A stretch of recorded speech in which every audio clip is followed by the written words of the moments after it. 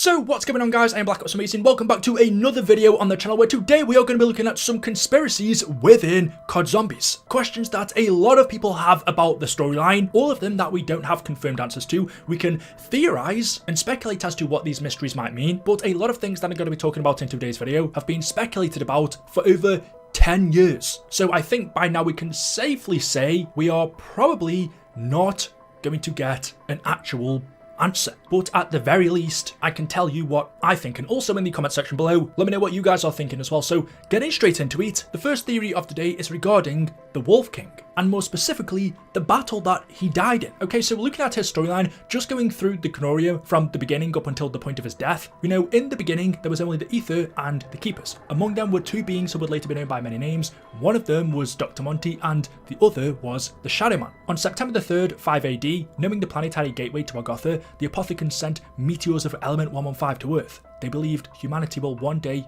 use element 115 to wage war against themselves, opening a rift that would allow them to escape the Dark Ether. Hundreds of years later, on January the 15th, 1292, that came true, the Great War between humanity and the Apothecans began. As the war continued to wage on, 2 years later, Pablo Marinus was saved from the clutches of a Magua by Primus, and then 5 years later, on December 31st, 1299, together with the Keepers, Primus finally defeated the Apothecans, bringing the Great War to an end. A day later, on January the 1st, 1300, before Primus disappeared from history, they instructed the Wolf King to begin building the Eisendrache castle. And then 8 years later, on September 19th, 1318, honouring the Wolf King's dying request, his loyal servant Arthur scattered his bones in the grounds of Der Eisendrache, accompanied by his wolf. So regarding the Wolf King's life, he fought in the Great War alongside Primus and the Keepers, and then once the Apothecans were defeated, Primus told the Wolf King to build the Eisendrache castle, and then 8 years later, the Wolf King died. That's all we know about his life. That's all we're ever officially told. In his castle that he had built, there are 5 paintings that you can find, which seemingly also tell the Wolf King's story.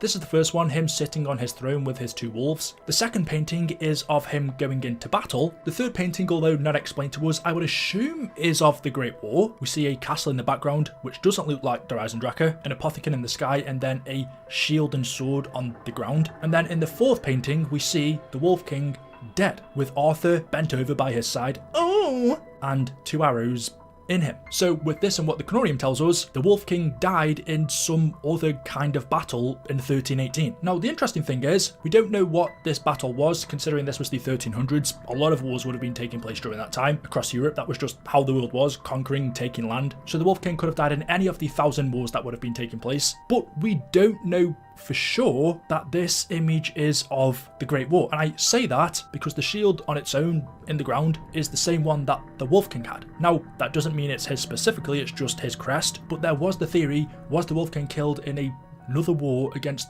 the Apothecans that we didn't hear of? Considering we don't hear of it, I would say no. This has to be a painting from the Great War, and we know he was killed via bow and arrow, which would have been shot by humans, other people. The Shadow Man and the Apothecans wouldn't be using that weapon, and humanity fought on the side of the Keepers, so he can't have died in some other kind of war against the Apothecans after the Great War. It looks like he was just killed in a random battle in 1318, which at that time wouldn't have been uncommon. Along with the Wolf King skeleton in Der Eisendrache castle, I think that one's a lot easier to debunk. The next conspiracy theory revolves around the kronorium. Specifically, did Nero Blackstone have it in his possession? And as I was researching different angles for this, I came to the conclusion that we actually don't know anything about the kronorium. Besides from what it does, it tells you your past, present and future from the perspective of the reader, but that's it. We don't know where it came from, did it have a creator, and more so, the very first time we hear about its existence in the zombie storyline is extremely random because it doesn't tell us its true origin. So let me explain. The very first time we hear about the kronorium is about halfway through the Ether storyline in Black Ops 3, where it could be found in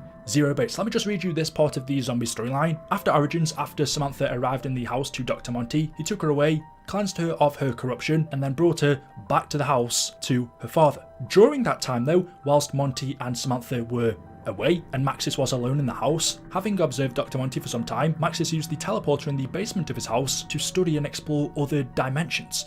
And among them was the empty Earth, where an alternate Maxis had constructed Zero Base, a facility that housed artifacts and relics collected from a multitude of different timelines. Among the artifacts that Maxis had collected in Zero Base was the kronorium, and it was protected by various countermeasures. The facility could only be accessed by those who possessed a soul. We then know after he learned this, like I just said, Monty returned Samantha back to the house, where he then revealed to Max his plan to resolve the paradox brought by the creation of the multiverse and create a new reality, one free of apothecants. But it would only work if they enlisted the aid of souls who had lived through and survived the fracturing. And it was shortly after that Maxis told Richtofen the whole plan to secure the kronorium and locate the summoning key, and that's exactly what happened. Richtofen then manipulated Samuel Stuhlinger and the Victor's crew to travel to the empty Earth, to Zero Base, where they acquired the kronorium. So that was the very first time we heard about it in the storyline. The kronorium was placed in Zero Base by a version of Maxis, but what we don't know is, where did that version of Maxis even get the kronorium from? He built that facility to house artifacts from different timelines. Okay, so he got the kronorium from some other timeline, but where? How did he get his hands on it? We don't know anything about the kronorium before that point. Where it came from? Where was it before then? So that's the first mystery surrounding it. We don't know anything about its history before that point. But as I mentioned in the beginning, the main question I wanted to look at was, how did Nero Blackstone get his hands on it? Because if you read the kronorium, not once does it mention that he ever had it. However, if you play Shadows of Evil and progress through the Easter egg, in his lair, his place of work, you find this book on the floor, and then if you interact with it, it lifts up. I mean, if you just look at the book, you can see it's plain. It doesn't look like the kronorium, right? But if you listen to some of the quotes that the characters say, it's very clear that this book in Nero's lair must have been the kronorium. So, you're talking about some book, like it might explain all of this? Yes, Detective. I've read many books, but forgive me if I don't remember the precise details of one specific book. What book? This was the one book that I was afraid to read, the one book that gave me nightmares. Even now, I just can't. So this is where it's all written down. How these guys fought those guys for their guy shit. Yeah, I get it. This is all familiar. This is something I've seen. The undead, the huge squid thing, all of this. Oh, it was in a book. The book will show us the way. It foretold everything. If this book says what I think it says, this fight ain't over yet.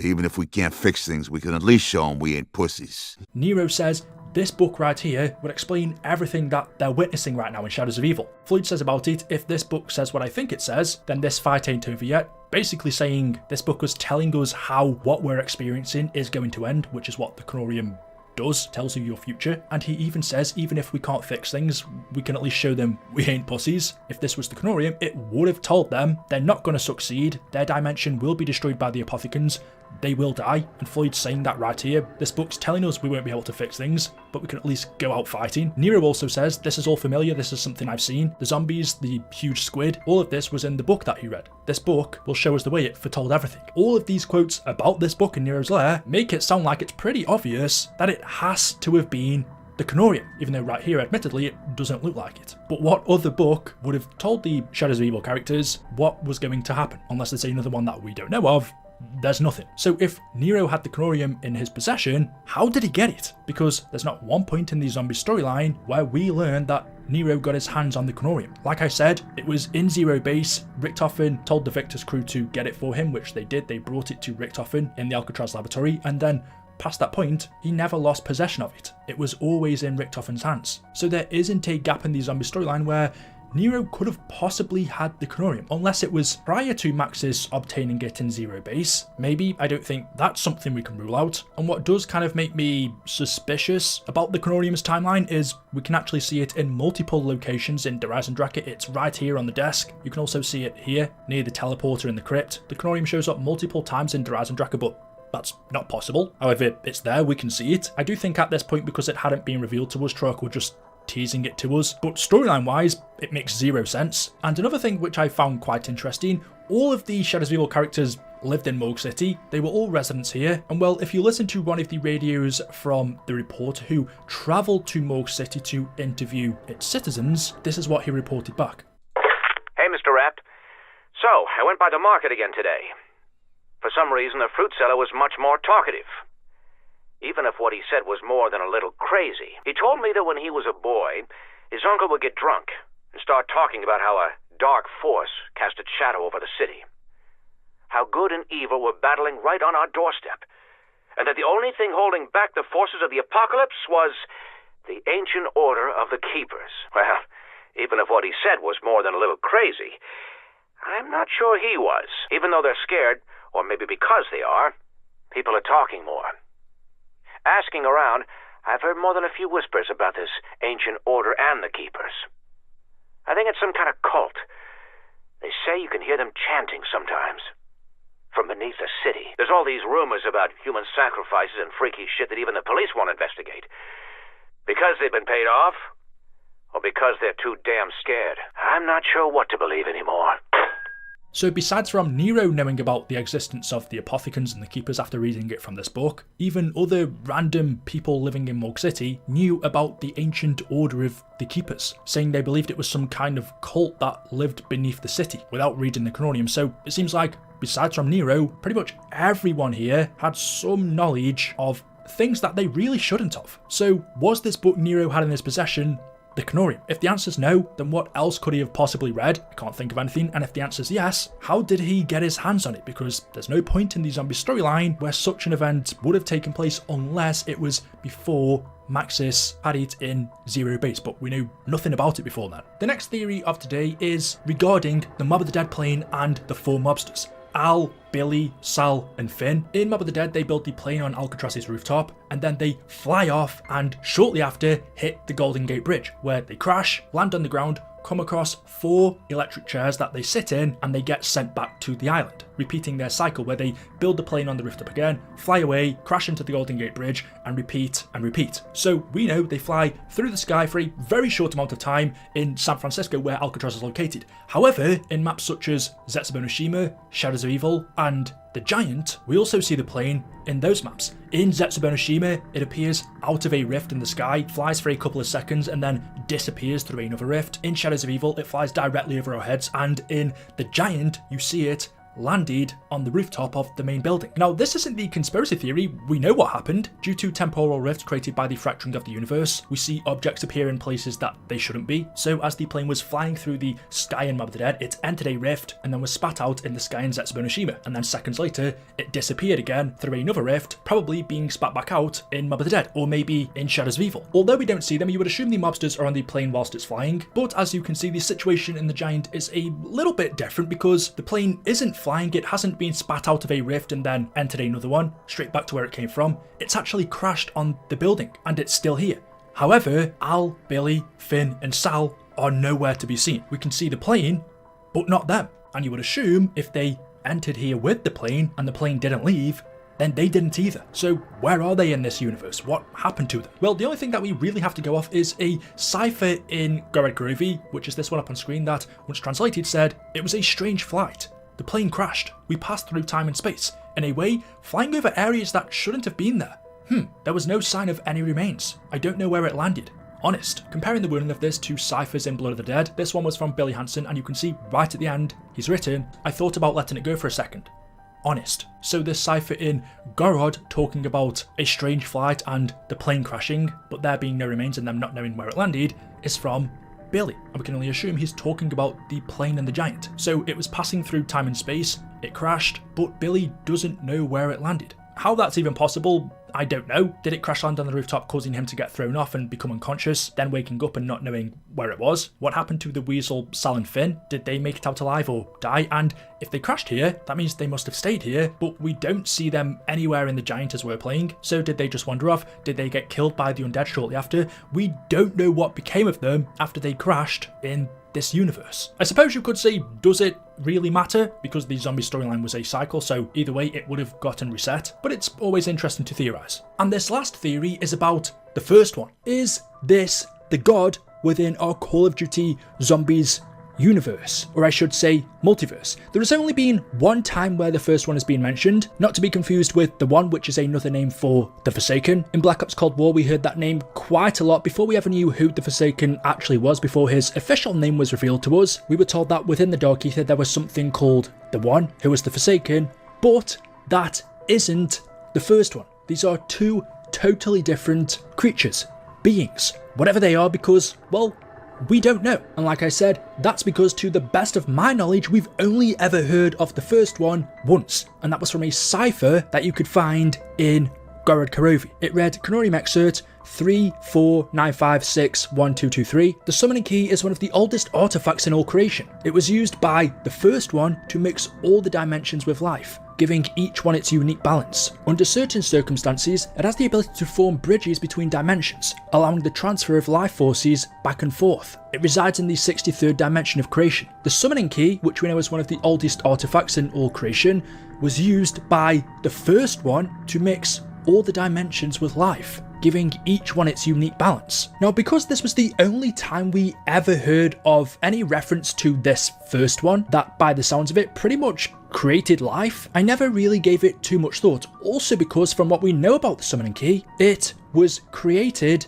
by the Keepers. The kronorium tells us about this. The Keepers crafted the summoning key, a device that allows them to manipulate the ether. Holding power to alter reality itself, they use it to create Argotha. And another thing the kronorium tells us is, in the beginning, the only things that existed were the ether and the Keepers, and among them, two beings who were Dr. Monty and the Shadow Man. So if we have this character in our zombie storyline called the first one, and the kronorium mentions that there was only the ether, the Keepers, Dr. Monty and the Shadow Man, there is no mention of this first one in the beginning, yet considering his name, the first one, you would think he would have existed during that time as well, if not before. But this person, I'm assuming the first one is, because by the sounds of it, he created life, is nowhere to be seen. And to go along with this, if we are told that the Keepers crafted the summoning key and the first one used the summoning key to create life in all dimensions, that would have to mean the first one existed after the Keepers, because otherwise how would he have the summoning key if they weren't around to make it? So then he wouldn't be the first one. So if his name is what it says, meaning the first thing to ever exist, that doesn't line up. He couldn't be. By the sounds of it, or if you asked anyone, what is another name you would give to someone who created life? They would more than likely say God. If the first one mixed all dimensions with life, you would say, well, okay, that's a simplified description of God. But again, we are told that using the summoning key, the Keepers used it to manipulate the ether and created Argotha. If you weren't to know any better, you would probably think, well, the Keepers sound more like God. They created the summoning key, they used it to manipulate the ether, they used it to alter reality and create Argotha. So ever since we first had this cipher in Gorod Karovia, it's always been a little bit weird to me because, okay, the first one used the summoning key to mix all dimensions with life, but it was a device that was created by the Keepers. The Keepers used it for altering reality, creating Argotha, all things which, in my opinion, is something that this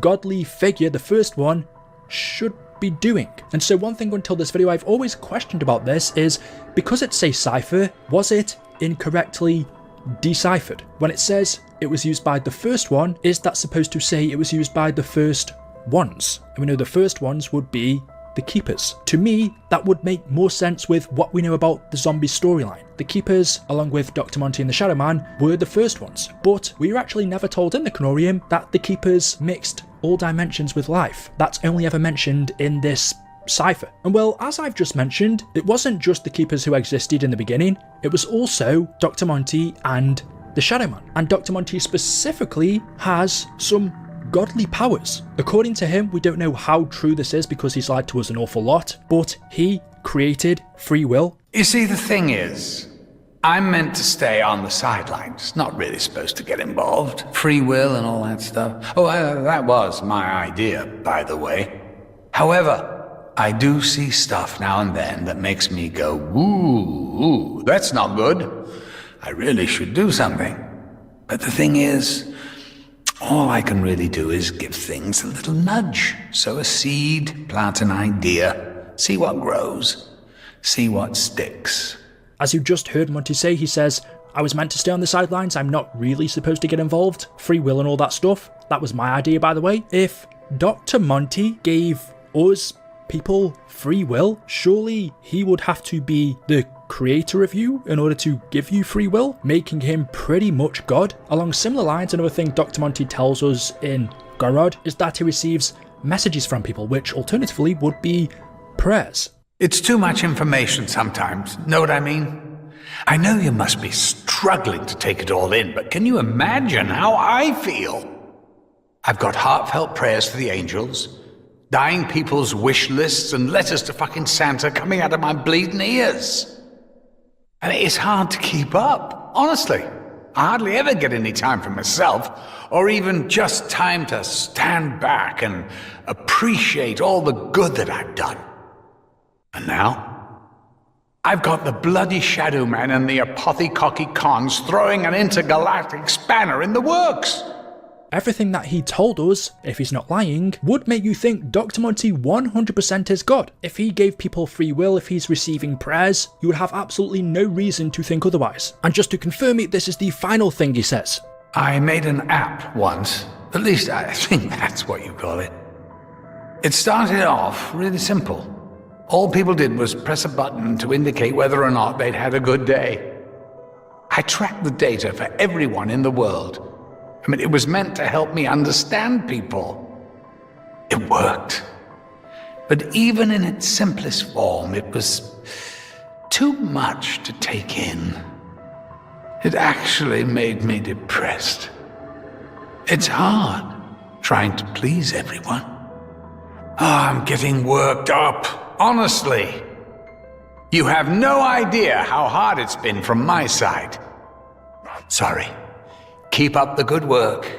I'm sure you'll sort it out. So yes, we've seen and now we've just heard that Dr. Monty has many powers. In the Revelations ending, he showed his ability to get rid of Primus by wiping them from existence. With basically the click of his fingers, he can appear anywhere in the multiverse. We also know that besides from Tag der Toten, he knows where our characters are. Primus, Ultimus, Richtofen, Taku, Nikolai and Dempsey, etc. He knows where we are 100% of the time, and that's because we don't have souls. We discovered that in Tag der Toten, and that was the reason why Dr. Monty couldn't find us in that map. When Primus and Ultimus were going about destroying the multiverse and banishing Dr. Monty to the Dark Ether, you would think Dr. Monty, with all of his powers, would have easily found where we were in the forest and put a stop to it, but he couldn't find us because the leader, who was Nikolai, still had his soul.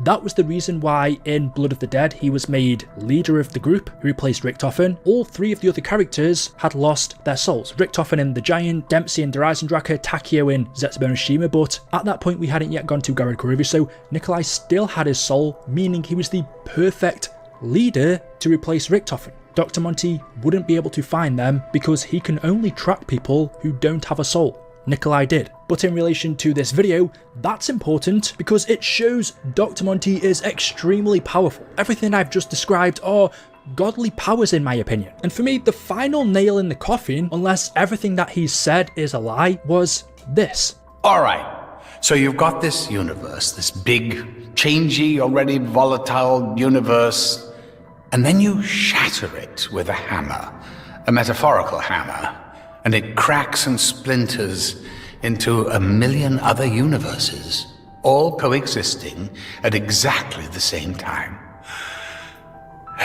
Do you have any idea how difficult that is to keep track of? I may be omnipotent, but I can't be everywhere. He said, I may be omnipotent, but I can't be everywhere. Omnipotent means you have ultimate power, the power of a deity, basically a god. Dr. Monty may as well have just come out and said he is God at that point, but, well, we killed him, or at the very least we banished him to the Dark Ether. He wasn't able to see people with souls, so to me, I don't think he was omnipotent. He might have thought he was, but obviously he had weaknesses. And to be fair, that can be the case for many gods throughout history. If we just take a look at Norse mythology, gods can be killed no matter how powerful they are, and we did that. That's what Dr. Monty is, because we're never officially told it. He's just described as a being that existed in the beginning alongside the Shadow Man. And well, we know Dr. Monty and the Shadow Man are very similar. They can both change forms. They were both corrupted by the Dark Ether, the Shadow Man by his own will because he was messing with it, and Dr. Monty trying to save his friend the Shadow Man, and upon doing so also got himself corrupted by the Dark Ether unknowingly. But if you look at both of those characters, their abilities and their appearances, they're not really too dissimilar. Actually, they're very much alike. So much alike that you might think they're the same person, or at one time they were. And back in Revelations, there was something that Dr. Monty said to us that always stood out. We know he randomly goes off on tangents anyway when he's talking. I mean, what do you expect? He's an old man, hundreds, thousands, millions, billions of years old. He's been around since the beginning. But weirdly in Revelations, he just randomly comes out with this. Something else I should probably clarify. This is it. The ether. The infinite. otherwise known as Agatha. Or is it Agatha? Well, whatever way you slice it, or spell it, it's the reality beyond. Beyond the world you know. Beyond your perception. Just so we're clear, I'm absolutely not talking about death. That's a whole other can of worms. Speaking of which, you know how people say when you cut a worm in half, both parts keep on living? Well, they do. Kind of, for a bit. But then one of them dies, not sure if it's the arse or the head. Well, that's the problem with worms. They're a bit short on distinguishing features. What was the point I was making? So he says, you know how people say when you cut a worm in half, both parts keep on living? Well, they do. Kind of. For a bit, but then one of them dies, not sure if it's the head or the ass, but that's the problem with worms. They're a bit short of distinguishing features. Now when we first heard this, people were making the connection that Dr. Monty and the Shadow Man are the same person, or at least at one time they were, because they look the same, they existed at the same time in the beginning, and they have similar powers. The theory was, at one point, Dr. Monty and the Shadow Man were one person, and then at some point in time, they became split, just like a worm. They lack distinguishing features, which is why both of them look and act the same. The Shadow Man is just more corrupted than Dr. Monty. But if that was the case, if Dr. Monty and the Shadow Man at one point were one, could that have been the first one? The one who created life in all dimensions? The only problem I still have with that is the first one can't have existed before the Keepers, because he used the summoning key to create life, and it was the Keepers that created the summoning key. And again, there's really no other mention anywhere of the first one in our zombie storyline, which I think is just a bit weird. I can't help but think that Cypher must be wrong. There is just one tiny error in which it's supposed to say the first ones, but instead it says the first one. Whether that mistake was made on Treyarch's side or the side of the people who decrypted the message, or maybe it is correct, it's odd. But similarly, well, Dr. Monty has pretty much described himself as God. So was Dr. Monty the first one? I have to say, I think Dr. Monty contradicts himself a lot, because in Rev, he later comes out and says, well, he's actually not all-powerful. If I'm honest, I'm a bit scared. Seriously.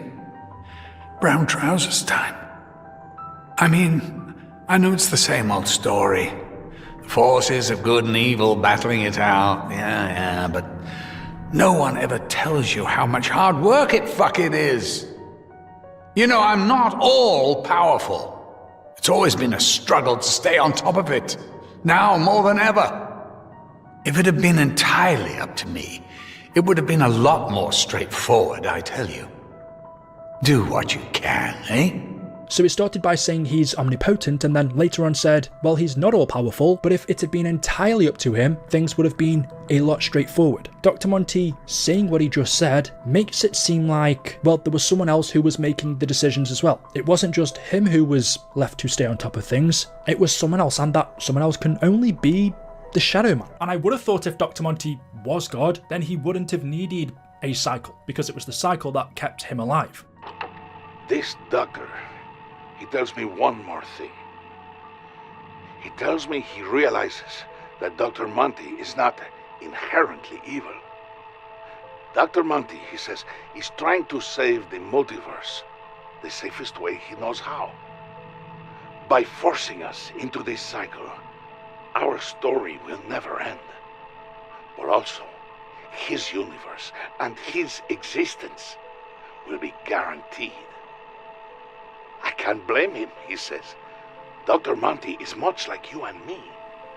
He just wants to survive. He doesn't want to risk his own annihilation.